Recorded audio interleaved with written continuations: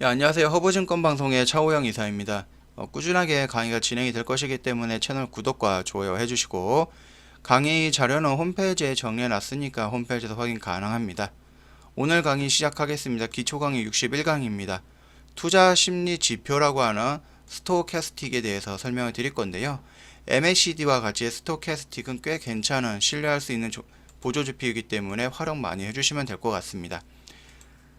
투자 심리 지표죠. 투자 심리 지표 스토캐스틱입니다. 스토캐스틱은 차트상에서 투자자들이 심리를 가장 잘 나타내는 보조 지표입니다. 그래서 백분율 K와 D를 이용해서 가격 변동을 예측할 때 사용하는 부분이고요. 일반적으로 K 값이 80 이상일 때는 과열권, 매도 신호죠. 20 미만일 때는 침체권으로 매수 신호가 나올 건데요.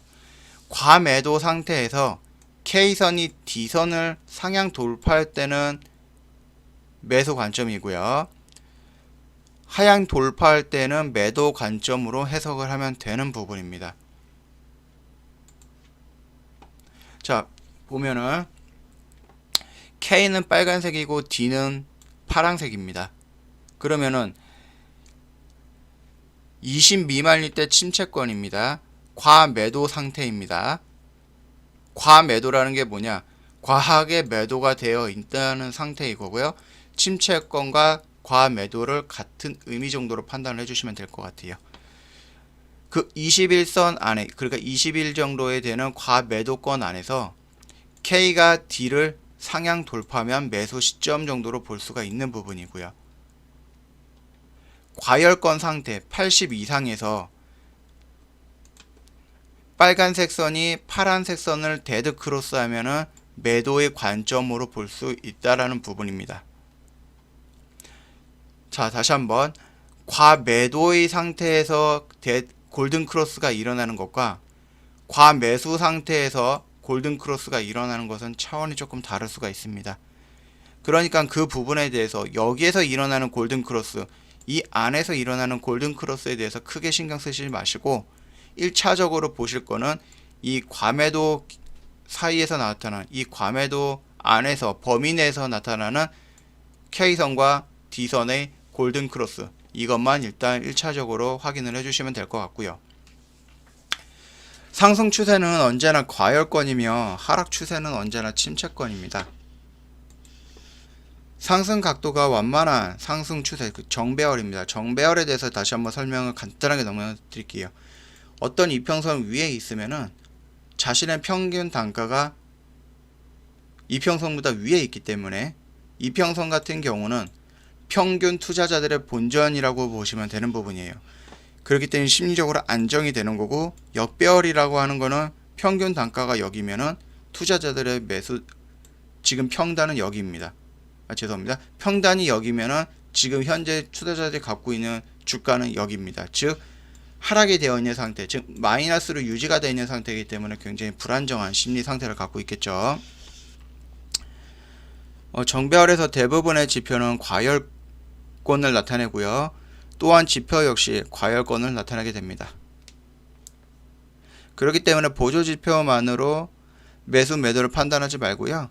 단기 지지선이나 이평선 등 거래량 등을 참조해서 대응을 해 주셔야 되는 부분입니다.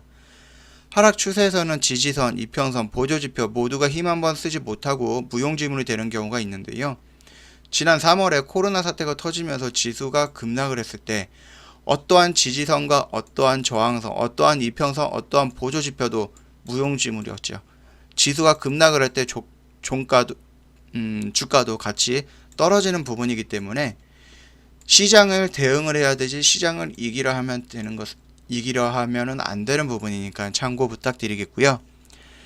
또한 예를 들어서 하락 추세 중에 일시적으로 주가가 횡보할 때 나타나는 스토캐스틱 매수 시점이 포착되더라도 그 상태에서 골든 크로스가 일어난다고 해도 주가가 크게 상승을 하거나 충분히 반등이 나오는 것은 어려운 부분입니다. 왜냐?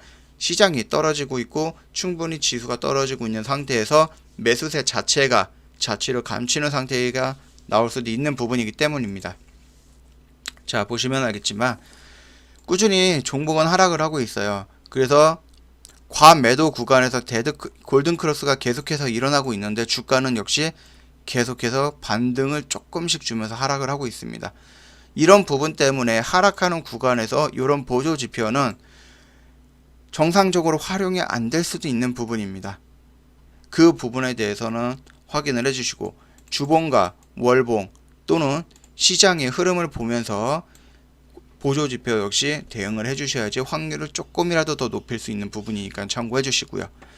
정배열 구간에서는 과매도, 과열권을 유지하는 상태로 이렇게 진행이 된다라고 정도만 쉽게 판단을 해주시고 볼 수만 있으면 될 것 같습니다. 일단 스토캐스틱은 슬로우가 있고요, 패스트가 있는데 보통 저희는 슬로우를 이용을 하죠. 다만 좀 더 빠르게 매매 시점을 위해서는 스토캐스틱 패스트를 지표로 이용해서 동시에 활용을 하기도 하는 부분입니다.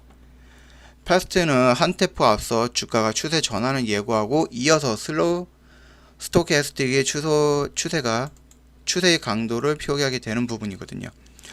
보시면 알겠지만 여기에서 지금 골든 크로스가 일어났는데 이미 여기서는 골든 크로스가 일어나고 나서 쌍바닥을 찍는 상태입니다. 그렇기 때문에 아무래도 슬로우보다는 패스트가 조금 더 빠르게 판단할 수가 있는 부분이지만 보시면 알겠지만 굉장히 많은 골든 크로스와 데드 크로스가 나오는 현상을 볼 수가 있을 겁니다.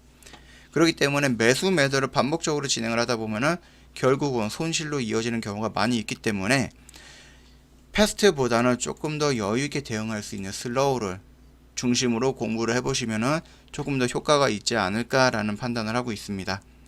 이 부분 같은 경우는 하루 이틀 단기 단타로 진행이 되는 게 아니고요.